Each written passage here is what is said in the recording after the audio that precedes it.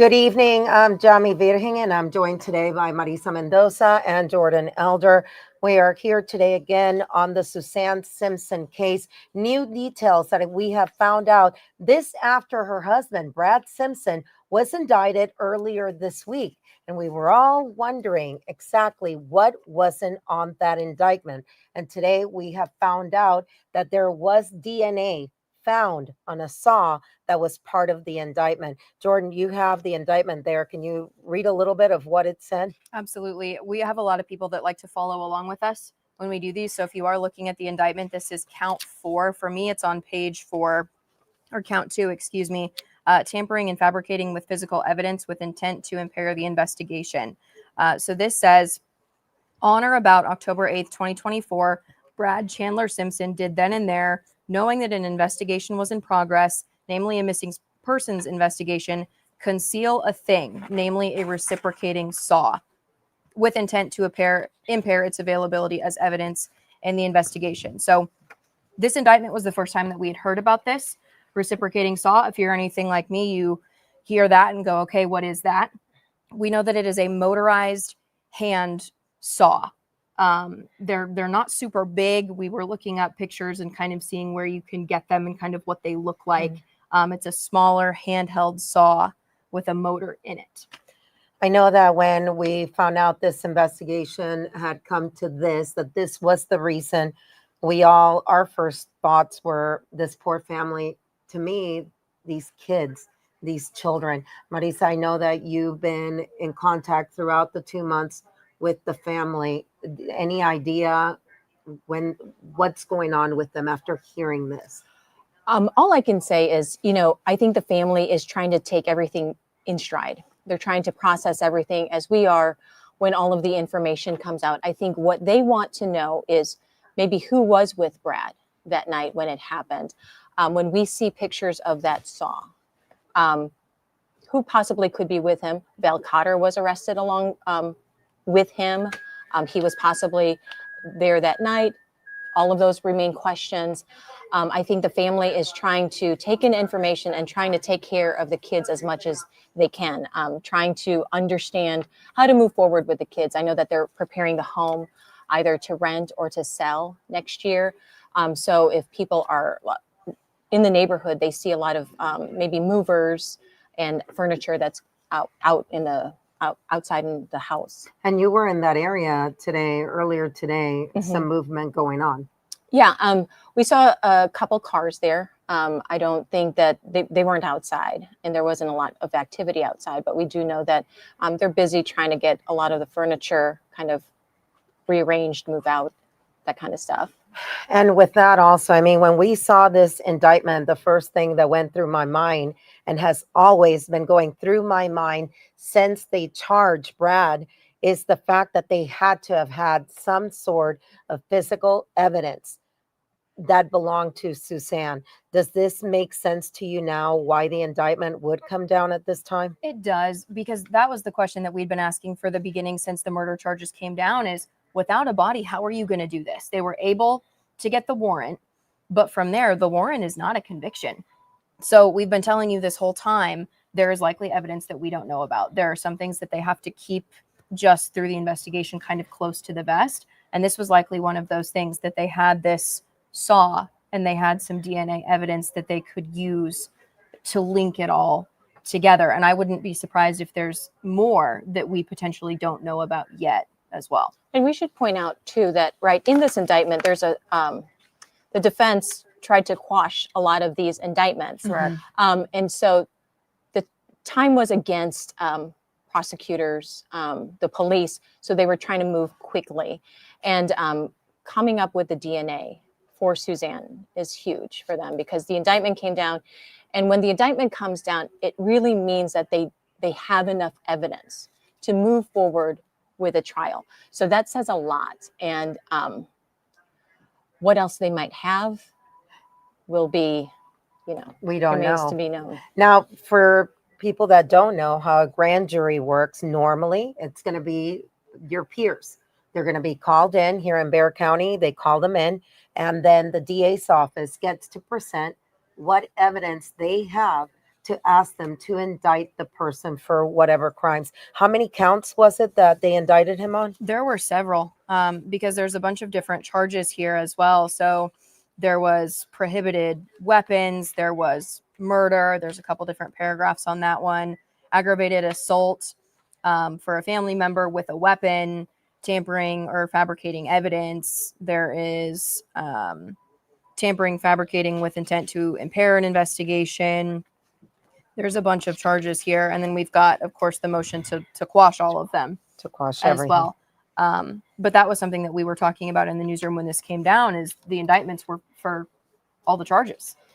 Yeah. To me, I think, and we don't have to be too graphic. People can go to our website to see the indictments, but it was very telling when it said that he tried to conceal, and also the part about the corpse. You had to have thought right then and there, they have more.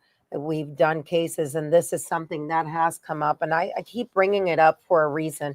Um, Patty Vaughn, missing 28 years. Her entire room was full of blood. It was identified as her DNA. So that made me come back to this. They had to have had some sort of bodily, fluid, something where they knew that something had gone wrong. And this is part of the reason why he was charged and then indicted. I mean, you've been covering here in San Antonio for years. Have you ever seen anything like this? No, and it's a good thing, right? It's a good thing that nothing this heinous of a crime, I guess, really happens here or in general. You really feel, and Yami and I talked about this last night. I said, this is really a crime of passion, of like, he was so angry with her. You wonder what happened, what triggered this moment between them where a saw is involved. Brad does not want to talk about where she is. He doesn't want to talk at all. We see posts from his daughter, Chandler, about domestic violence that has happened and that she's witnessed. So you wonder, what was it that triggered these events, and what could have stopped it? They went to a party that night. There were people there. It's not like they were at home having dinner. They went to a party, and they went to this party with their youngest daughter. So those are all questions, right? Maybe law enforcement has some of those answers, but clearly only Brad has a lot of those answers, if not all of them. And he refuses to cooperate with police. And we've heard from defense attorneys who say he's doing what we would tell any one of our clients to do, not to say anything, because it will be used against you. Now, with that said, do you think now that they know that there was DNA evidence, do you think now that they may try to find some sort of a plea deal so that her family, her children can finally put her to rest, give her a proper burial, because we still don't have a body? And that's the question too, regarding Brad Simpson and the children, is if they haven't spoken, what is he prepared to say to them? What questions is he prepared to answer to them, to his children with her, who must be going through just unimaginable pain? And his children, the youngest one is 5, but the 3 are adults. One is a teenager. So they obviously know. They're very much aware of what is out there. So you wonder what it is that he wants to say to them, and maybe what they want to say to their father. But when you follow some of the kids on social, his oldest daughter really doesn't seem like she wants to say anything to him. That's my impression when I see her Instagram posts. Yeah, it's difficult, and I think it's going to be very difficult for people in the community to understand what is going on. I mean, people can talk to these children, and I'm sure they're surrounded by their family, but unless you have lost your parent, not only lost your parent, but also lost your parent to a violent act, and then add on top of that the fact that it may be your father, because he's still presumed innocent until found guilty, that is a lot for them to go through. And at some point you have to figure, if I'm sitting in jail and they're thinking that I did this. If I had something to do with this, I would at least want to release my children from this pain and tell them where their mother is. I mean, some of it I don't understand.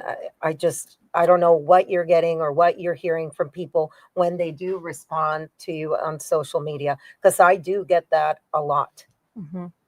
Well, and the thing is, I'm under the impression that uh, the family may be, I don't want to use the word duress, but I think they want to give Suzanne the dignity and respect to let her, rest in peace. But they can't.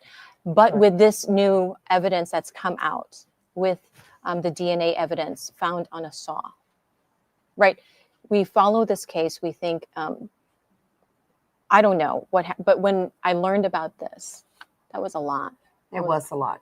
It was a lot to process. I'm still processing it, and I still don't know what to make of it. So I can't even imagine being close to the family, being the family, because this really puts a little bit closer to closure for them. Let me ask you, and you and I went out and we actually went through All the locations. all the and locations. Bernie, Bandera, Medina. We went through and drove it. I mean, that was a long drive. It was. I mean, you have to wonder, they're still looking for this body. Somebody had to have seen the truck. I don't know if we have it right now, if we could pull up a picture of that truck, if we still have it. And if not, you can go to either one of our websites so you can take a look at that truck. You have to imagine if somebody's driving around there either late in the evening or very early in the morning, somebody must have noticed something. Someone within their circle must have known something was off. So, in my heart of hearts, I believe in most of these cases that I've covered, there's more people that know something but are scared to come forward. What are you thinking with that route that he took, with the fact that it was late at night, with the fact that they had a 5-year-old daughter? The son didn't come home till much later in the evening, according to documents and the accounts we have from the family. And there's still a lot of questions surrounding the timeline that we have. We do have that on our website for you if you want to go through and look at a map of the locations and when Brad Simpson was said to be at those locations. But as for how the saw plays in, we don't know if this is something that he had or if he acquired. We know he went to Home Depot and the affidavit says that he got concrete and a bucket. He could have gotten more things that, again, they're kind of keeping closer to the vest. That's that map that you can find on our website as well. We don't know where he tried to hide the saw. There were a lot of locations on this timeline that he visited. We don't know at which one this might have been found. We don't know at what point they found it, if it was immediately or if it was later.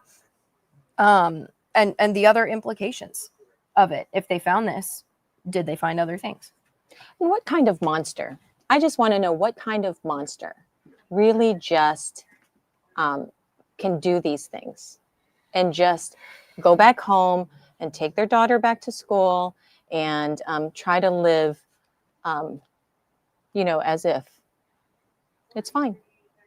It's fine. We're going to be okay. And no one's going to catch us. I mean, did he think that, you think? I don't know. Well, there were messages we have covered the text messages that were sent between Brad Simpson and Val Cotter. And there was one where he was saying that social media was dragging him. I don't remember the exact verbiage. Crucifying him, I think, yeah. But he had been on there and he was looking at that and reading comments and caring. At least that would tell me a little that he cared a little bit. But but genuinely, it makes me. He didn't care enough sick. For his kids to say, I need to stop. I need to, right. Let's just. And again, and I have to keep bringing that up, we don't know exactly what happened between the two of them that night. What we know are the things that we can read, the things that we're told by family member, by source. And to me, it seems to be that there's a lot of questions out there. I think that people that do know or someone that may know or have some sort of a fact needs to come forward. And I have found it, and I'm going to say it, and I don't care. I have found it very difficult within that community to get people to talk because they're all very scared of talking because of their social standing. And I think that's why their daughter, why Chandler came forward. And, kudos to her. What a strong young woman Very to brave. come forward and stand up for her mother and be the voice for her mother so her mother can have justice. My heart is going out to these children, especially the older ones. Someday, this little one, the 5-year-old, is going to go back and she's going to look and going to see all of these things are going to come up. And we have to remember that when we're reporting and we're doing these things, we're bringing them up for the simple fact that this is a woman who is no longer here, who will no longer be here to raise her 5-year-old daughter, to walk her daughters down the aisle, to see her first grandson born, and a mother, her mother, who has now survived her child. And those are the things that we have to remember, and they deserve justice. And as we make our decisions behind the scenes, as we go through and report on these stories, we've told you in previous live streams too, we take that into account, because the stuff that we produce on this, the stuff that we are learning and putting out there lives forever. And it's important. And that's why you'll see us go through the methods that we go through and take the care that we do in our wording, especially, and just the way that we go about these things, because these are people's real lives. And I think we try to be really mindful. We try to be mindful and really thoughtful about how we present things, and who's going to hear our messaging. But we are people too, who have feelings. We're wives, we're mothers, and it's hard to imagine being taken away from your kids, being taken away, and then you no longer have a voice to protect them, right? It's not even about you anymore, but your kids are now left to fend for themselves. Correct. And that's what breaks my heart the most, is the fact that Brad Simpson and Suzanne have 4 kids. 3 of them are females. And those young women have to deal with the fact that their mother was taken away from them, and they don't even know why. Yeah. And even, for their son, a 15-year-old boy, that's, I have one of each. The son-mother relationship is different. It's special. It's special. It's very different. It's your child. My heart goes out to the entire family. And we need to keep getting Suzanne Simpson's name out there. We need to keep getting all of these victims' names out there, and we do put them out, but we also need people to understand the importance of what's being said in these documents, the facts that are in the documents, and the fact that someone out there may have actually seen something, knows something, or may have seen the vehicle somewhere that didn't quite belong there.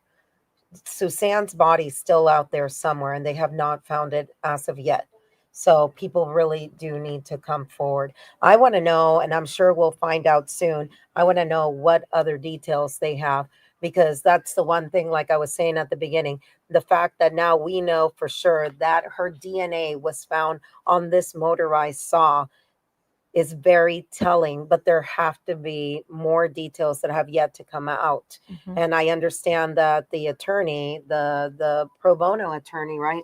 He said no body, no murder weapon. Well, you got to think the tune may change very soon. So I would expect to hear something within the next couple of days. Oh, for sure. For sure. And the fact that, law enforcement doing the job that they did to find the DNA on that saw when it was moved, right? I don't know how many times, and then put back, whatever.